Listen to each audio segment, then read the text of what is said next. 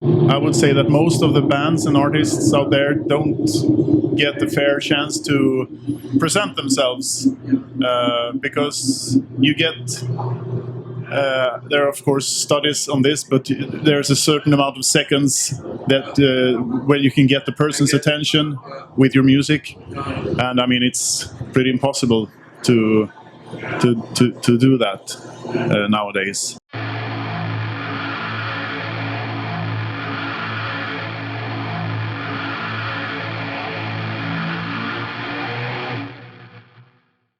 Man, thanks for having us. We know that in festivals things are a bit chaotic and fast.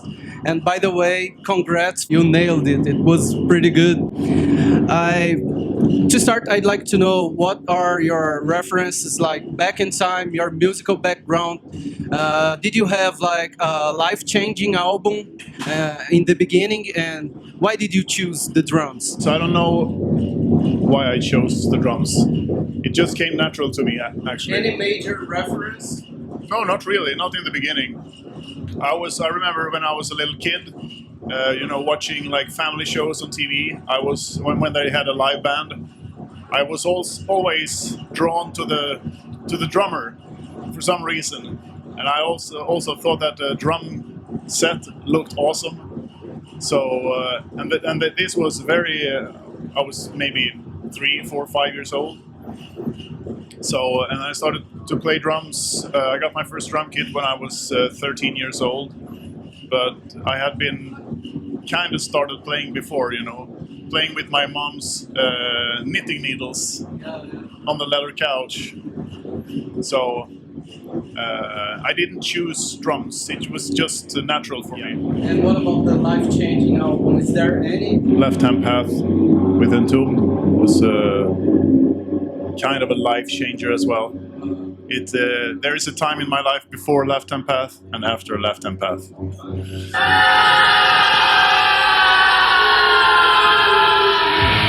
What was created, but can destroy. Breathe the light that they are pure.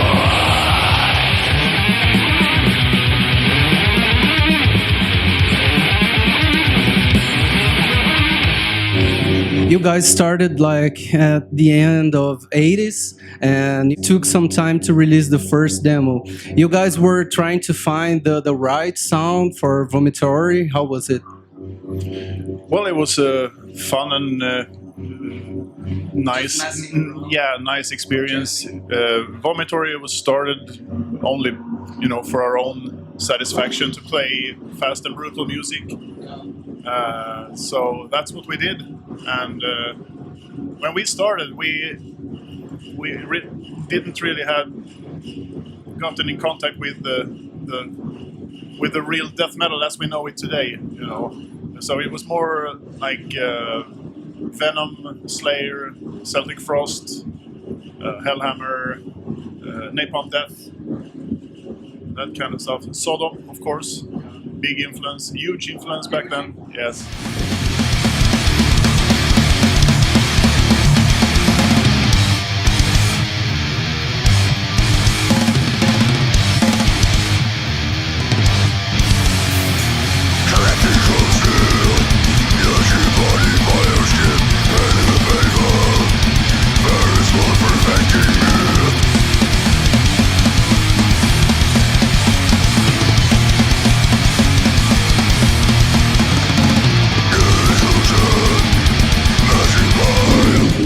What do you think of modern music production? Like back in time, we had to tape trade to know a band.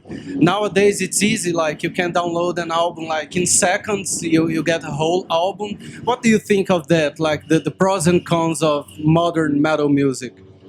I think there are, of course, pros and cons. The availability is, of course, great because you can discover so much music. But on the other hand, there is so much music. Maybe too much, and I would say that most of the bands and artists out there don't get the fair chance to present themselves because you get there are of course studies on this, but there's a certain amount of seconds that where you can get the person's attention with your music, and I mean it's pretty impossible to do that nowadays.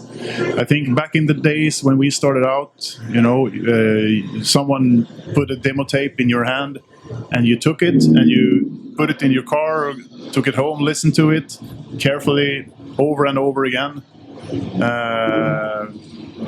And you always discovered something. I mean, not everything was great, pretty far from it, but there were some really good stuff that would go unnoticed if it had been today. What about softwares and plugins? Do you use anything like to write patterns, drum patterns, or do you hate drum machines? Like, what's your opinion about that? No, I think it's a great tool to write songs. Absolutely, it's very easy to get an idea. Using it? Yes, yeah. Not as much right now, since a couple of years, but when Vomitory was still active, I did that the last few years. So it's not only to, write songs to get the whole song structures, but also for me as a drummer, I think it's quite fun to, I often put too much time into programming the drums exactly how I want them. Yeah. So, but it's a good way to try out. You can program some sick stuff, and then you try to transfer it. When you play, or the other way around. When you sit behind the kit and come up with something cool, you record it on your cell phone, and then try to. Yeah, so I think like Easy Drummer and all those softwares, they're just great tools to work with. Of course, the best is a real drummer and a real drum set with real drum sounds. Of course.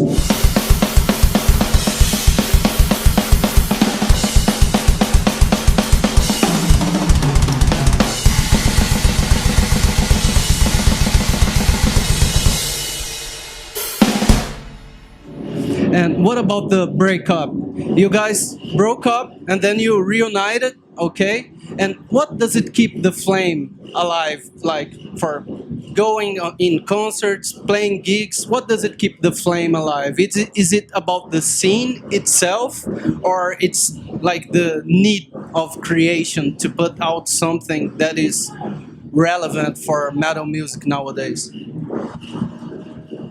Yeah, I think that's part of it, but I think it comes down to the same reason why we started the band, to play for our own satisfaction, because we love to play fast and brutal. I mean, if we wouldn't do that it wouldn't be a point doing it. So that's why we do it. And I mean, over the years, when we've been touring, since we've been started touring like 20 years ago, you make a lot of friends everywhere, and it's really hard to let go of them. It's always nice. I mean, the older you get, the nicer it becomes to see old friends. Yeah, how are you? Big hugs, and that's a great feeling as well. And obviously, we have great fans. Just look at tonight's show; it was awesome. I mean, that's for me. That's probably the best feeling. After you play the show. You feel from the energy. Oh yes. Yeah.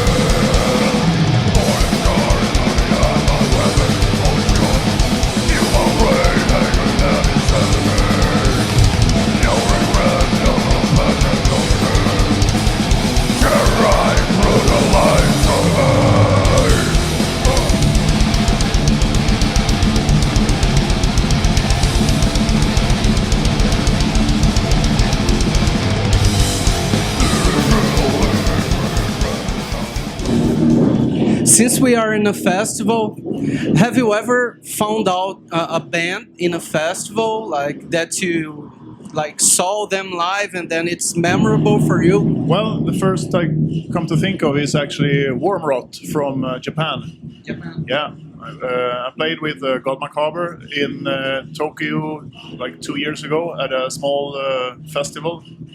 So I knew about the band. I've heard about them, but I never really listened to them. So I saw them live for the first time, and I was blown away. Sick band.